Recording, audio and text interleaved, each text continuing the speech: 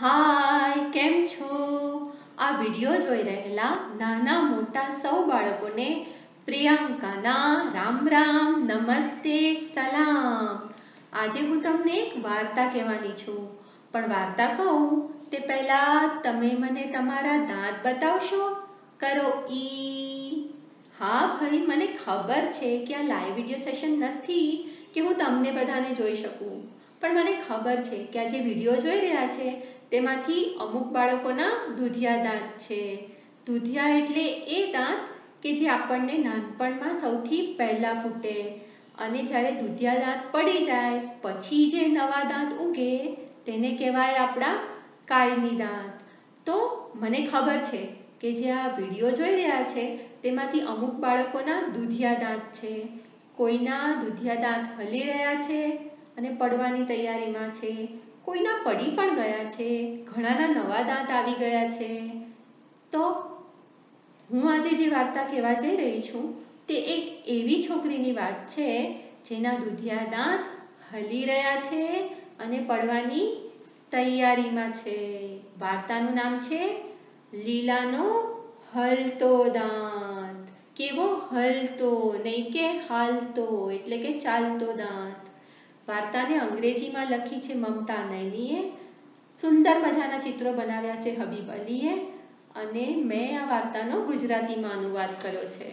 તો વાર્તા સાંભળવા તૈયાર? શરૂ કરીએ. તો ચાલો. લીલાના વર્ગમાં બધા બાળકોના દૂધિયા દાંત પડવા લાગ્યા હતા સિવાય એક લીલા. આ છે લીલાનો વર્ગ, એનો ક્લાસરૂમ અને આ છે તેની સાથે ભણતા બધા બાળકો. તમને દેખાય છે કોના કોના દાંત પડ્યા છે? આ બંનેના, આના, આના, આના, આ છોકરાના, બધાના દાંત પડ્યા છે. પણ લીલાનો દાંત હજુ સુધી પડ્યો નથી. પણ લીલા ક્યાં બેઠી છે? તમને દેખાય એમાં? ક્યાં છે? ક્યાં છે?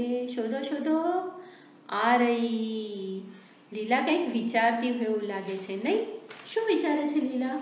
લીલા વિચારે છે કે મારા બધા દોસ્તોના દાંત પડવા લાગ્યા, પણ મારો દાંત ક્યારે પડશે? અને વળી એના દોસ્તો પાસે એમના દાંત સાથે જોડાયેલી કહેવા માટે હતી એક રસભરી વાત. કેવી રસભરી વાત! જ્યારે રીમાનો પહેલો દાંત પડીને તેના હાથમાં આવ્યો તો તેણે તેને જમીનમાં દાટી દીધો હતો ઉંદરના લઈ જવા માટે. તો રાજાએ તેને ઓશિકા નીચે મૂકી દીધો હતો દંતપરીના લઈ જવા માટે, જેણે તેને બદલામાં આપ્યો હતો ચમકતો સિક્કો. તો રમોનાએ તેને ઘરની અગાસી પર ફેંકી દીધો હતો જેથી ચકલી તેના માટે નવો દાંત લઈને આવે. આ છે રીમા. એણે શું કર્યું? દાંતને જમીનમાં દાટી દીધો. રાજાએ ઓશિકા નીચે મૂક્યો દંતપરી માટે. અને આ છે રમોના. એણે શું કર્યું? દાંતને અગાસી પર નાખ્યો. લીલા રોજ વિચારતી કે મારો દાંત ક્યારે પડશે? તે મમ્મીને રોજ પૂછતી, હે મમ્મી, મારો દાંત ક્યારે હલવા લાગશે? તમે પણ તમારી મમ્મીને ઘણા બધા સવાલ કરતા હો છો ને? તો આજકાલ લીલા એની મમ્મીને રોજ આ એક જ સવાલ પૂછ્યા કરતી કે મમ્મી મમ્મી, મારો દાંત ક્યારે પડશે? એ જ્યારે સ્કૂલેથી પાછી આવે ને ઘરે, તો જેવું તમે આજે સ્કૂલમાં શું શું થયું એની બધી વાતો મમ્મીને કરો ને, તો એ એની મમ્મીને કઈ વાત કરે સૌથી પહેલાં? કે આજે કોના કોના દાંત પડી ગયા, એના કયા કયા દોસ્તોના દાંત પડ્યા. એ રોજ કે આજે તો રીમાનો દાંત પડ્યો, મમ્મી રાજાનો દાંત પડ્યો, રમોનાનો બી દાંત પડી ગયો, બધાના દાંત પડી ગયા મમ્મી, મારો દાંત ક્યારે પડશે? એની મમ્મી એને શાંતિથી રોજ જવાબ આપતી, બેટા થોડા દિવસની વાર છે, જોજે ને તારો એ દાંત એક દિવસ અચાનક જ હલવા લાગશે. દરેક બાળકોના દૂધિયા દાંત પડે, કોઈના વહેલા કોઈના મોડા, પણ પડે તો જરૂર. જોજે ને તારો દાંત એક દિવસ અચાનક જ હલવા લાગશે. આમ થોડો ટાઈમ થયો, થોડા દિવસો ગયા, પછી એક દિવસ શું થયું? એની મમ્મી લીલાને રોજની જેમ ઉઠાડી. લીલાને મમ્મીએ રોજની જેમ ઉઠાડી કે લીલા ઉઠ, લીલા બેટા ઉઠ, 7 વાગી ગયા, બ્રશ કરી લે, તારે પછી સ્કૂલે જવાનો ટાઈમ થઈ જશે. તમારી મમ્મી તમને રોજ ઉઠાડે છે ને, તો તમે એક જ બૂમમાં ઉઠી જાઓ કે પછી જાતે ઉઠી જાઓ? હે, જાતે ઉઠી જાઓ? વાહ ભાઈ વાહ, આપણાથી જાતે ના ઉઠાય. હા, હું તો આટલી મોટી થઈ ને તો પણ મારી મમ્મી 2-3 વાર બૂમ પાડે તો જ હું ઉઠું. લીલાની જેવું, લીલાની મમ્મીએ એને 2-3 વાર બૂમ પાડી ત્યારે લીલા પરાણે ઉઠવું તો પડે ને. એટલે આખો ચોરથી મોટી આળસ ખાતી લીલા ઉઠી, અડધી જાગતી અડધી ઊંઘમાં ગઈ બાથરૂમમાં, લીધું બ્રશ, એની ઉપર લગાવી પેસ્ટ અને લાગી બ્રશ કરવા. ધીરે ધીરે ઉપર નીચે જમણે ડાબે અંદર બહાર લાગી બ્રશ કરવા. એને બ્રશ કરતા એને એના મોઢામાં કંઈક જુદું જુદું લાગ્યું. એને થયું કે આ રોજ કરતાં આ શું થયું મારા મોઢામાં? તમે કહી શકો એને એના મોઢામાં શું થયું હશે? કહી શકો? એક્ઝેક્ટલી ખબર પડી ગઈ ને. એનો દાંત અચાનક હલવા લાગ્યો હતો. એટલે તો થઈ ગઈ એકદમ ખુશ અને ફટાફટ બ્રશ પૂરું કર્યું. એની તો બધી ઊંઘ બૂંઘ બધું ઉડી ગયું. મોઢું ધોયું, લૂછું ના લૂછું, અને ગઈ સીધી એની મમ્મી પાસે દોડતા ગઈ. જો મમ્મી, મારો દાંત હલવા લાગ્યો, તું કહેતી હતી ને. એની મમ્મીએ કહ્યું, લાવ જોવા દે તો કયો દાંત હલે છે. તમારી મમ્મી પણ તમારા દાંત ચેક કરે છે ને કે આજે તમે બ્રશ બરાબર કર્યું છે કે નહીં. કોઈ દાંત સડવા તો નથી લાગ્યો ને. અને જો લીલાની જેમ કોઈ દાંત હલવા લાગ્યો હોય તો કયો દાંત હલે છે, કેટલો હલે છે ચેક કરે ને. એટલે લીલાની મમ્મીએ પણ એનો દાંત ચેક કર્યો. આમ થોડો હલાવી જોયો. આના પડવામાં બહુ વાર નથી, બસ થોડા દિવસમાં પડી જવો જોઈએ. લીલા તો ખુશ. એક તો દાંત હલવા લાગ્યો અને મમ્મીએ કહી દીધું છે કે હવે થોડા દિવસમાં પડી જવાનો છે. નિશાળમાં લીલા તેના હલતા દાંતને સહેજ વાર માટે પણ અડ્યા વિના રહી જ શકતી ન હતી ને.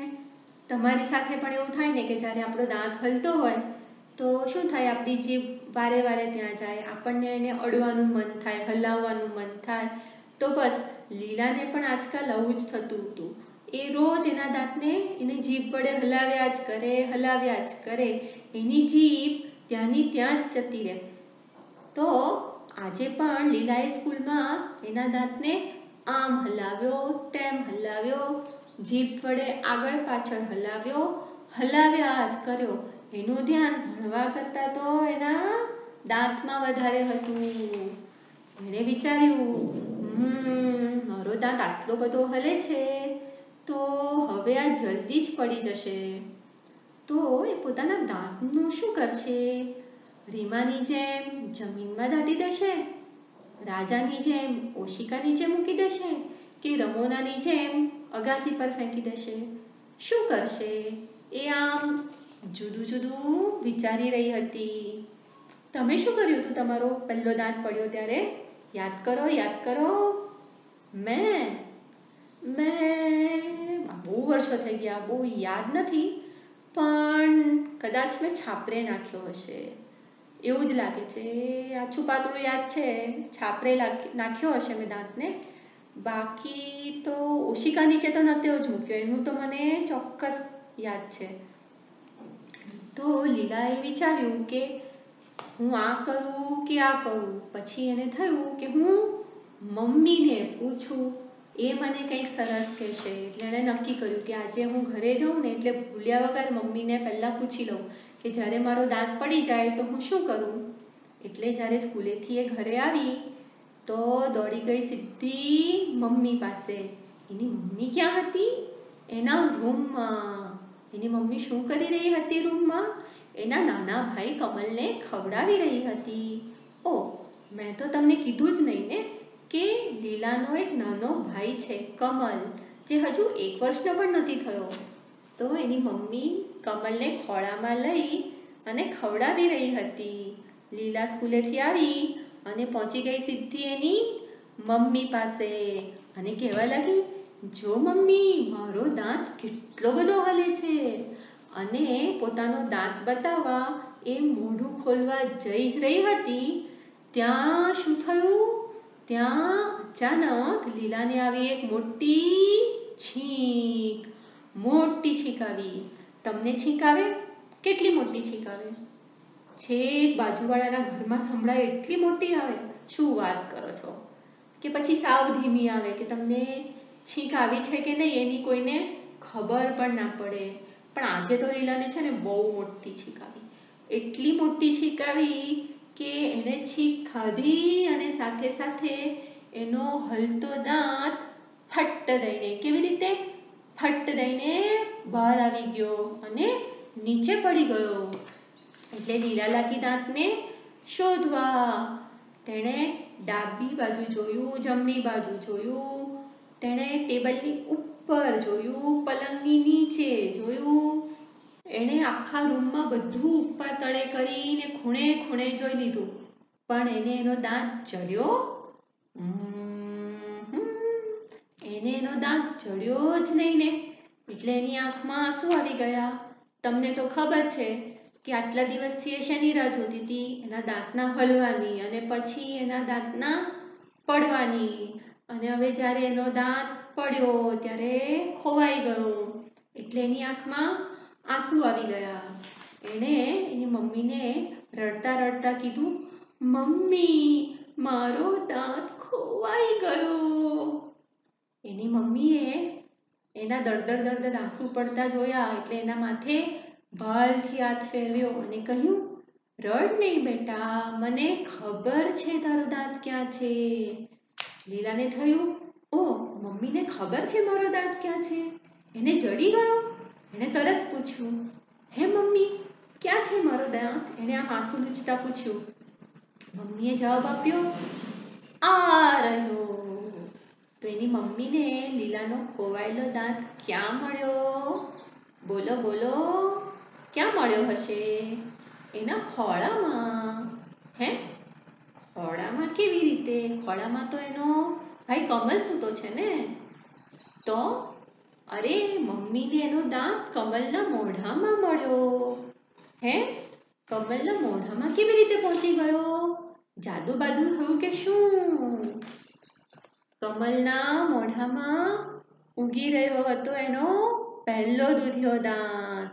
અને જ્યારે લીલાની મમ્મીએ લીલાને એના ભાઈનો ઉગતો દાંત બતાવ્યો તો લીલા થઈ ગઈ ખુશ ખુશ.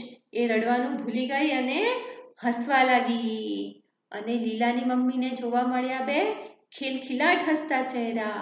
એક કમળનું ફૂટતા દૂધિયા દાંતવાળું બોખું મોં અને બીજું લીલાનું વચલો દાંત પડીને બની ગયેલા દિલ્હીના દરવાજાવાળું મોં. તો આ વાર્તા તો અહીંયા પૂરી. પણ તમે વિચારી શકો કે લીલાએ આગળ શું કર્યું હશે? શું વિચાર્યું હશે? કારણ કે હવે તો લીલાના દાંત હલવા પણ લાગ્યા છે અને પડવા પણ લાગ્યા છે. તો પછી હવે લીલા આગળ શું વિચારશે?